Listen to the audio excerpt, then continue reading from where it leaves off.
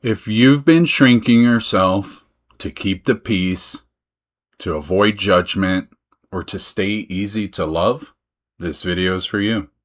Shrinking yourself doesn't protect you.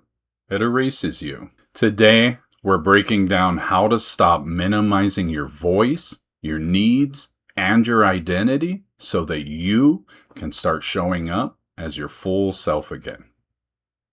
Shrinking yourself isn't humility. It's protection. It's a survival strategy that you learn to do when being small felt safer than being seen. But the truth is that it keeps you small in places where you're meant to grow. You're not meant to live small and minimized. You're meant to take up space emotionally, mentally, physically, and socially.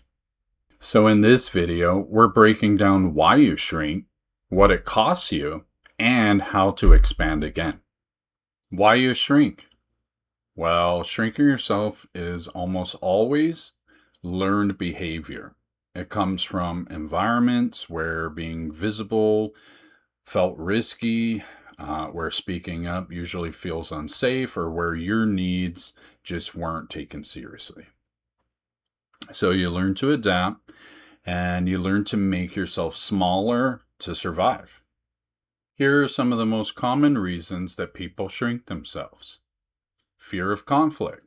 You learn that speaking up leads to tension, anger, or rejection, so staying quiet feels safer. Fear of judgment. You worry that people will think you're too much, too opinionated, or too emotional. Past relationships where you were ignored when your voice didn't matter before, so you stop using it. Childhood environments where being quiet felt safer. If you grew up walking on eggshells, silence became protection. Low self-worth. You don't believe your needs or opinions carry weight, so you don't use them. You don't express yourself. Trying to be easy, low maintenance, or chill. You shrink to avoid being seen as demanding. Shrinking yourself is not your personality. It's your conditioning. You learn to be small because at one point it felt safer than being seen. The cost of shrinking yourself. Shrinking yourself might feel safe in the moment, but over time it quietly and slowly erodes and destroys your confidence and your identity.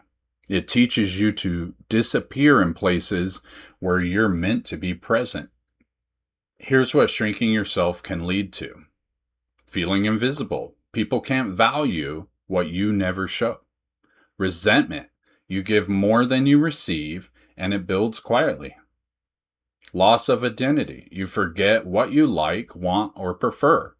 One-sided relationships. You become the listener, the supporter, the quiet one, never the full participant. Low confidence. You stop trusting in your voice because you rarely use it. And emotional exhaustion because pretending to be small takes energy. You can't grow when you're busy making yourself smaller, and you don't have to keep shrinking to stay safe. Here's the take up space reset in 5 steps. Here are 5 shifts that you can use to help you stop shrinking and start showing up fully. These aren't dramatic changes. They're small, steady resets that rebuild your confidence piece by piece. Here's how you stop shrinking and start showing up fully. 1. Speak in full sentences. Shrinking shows up in your voice first. You trail off, you soften your tone, you minimize your opinions. Speaking in full sentences are going to help you build confidence. What it looks like. So, saying your point clearly without fading out, or ending your sentences with certainty, and not adding things like, but it's whatever, or if that's okay. This matters because your voice becomes stronger when you use it fully. 2. Share your preferences. Okay? You got to say what you need, what you want, what you like. People who shrink themselves often say things like, I don't care, whatever works, or it's fine. But preferences are part of your identity. You can start small and say things like, I'd prefer this, or I like that better, or this works for me. This matters because sharing preferences is going to teach your brain that your wants matter. Okay?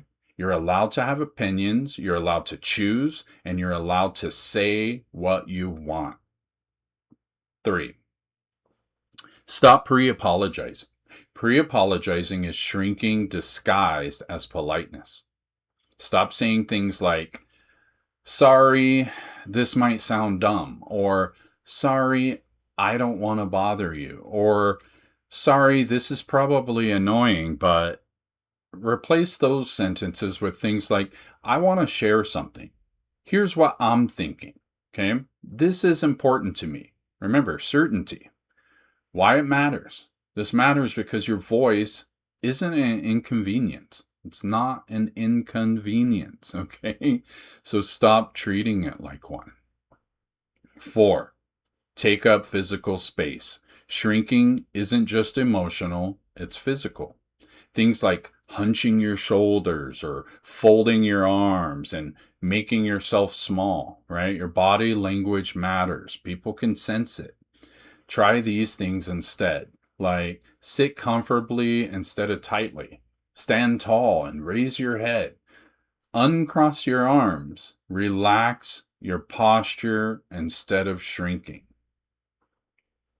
This matters because your body teaches your mind how to feel. Okay? Expanding physically helps you expand emotionally.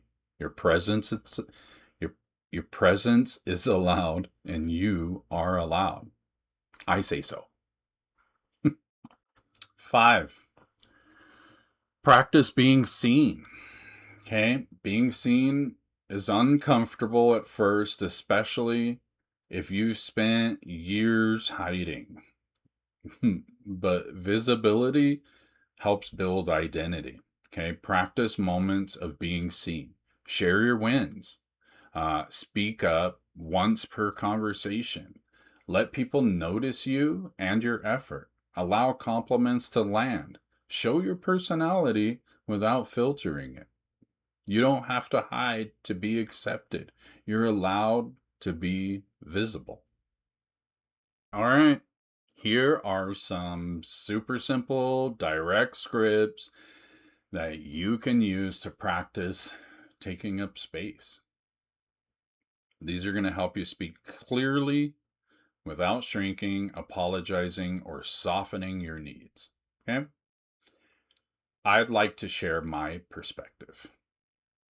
Here's what works for me. I have a different opinion. I'm choosing something that aligns with me. I'm choosing something different. And I'm not shrinking myself anymore. These statements are going to teach your voice to show up fully, and they're going to teach other people how to meet you with respect. And of course, I have some final encouragement for you.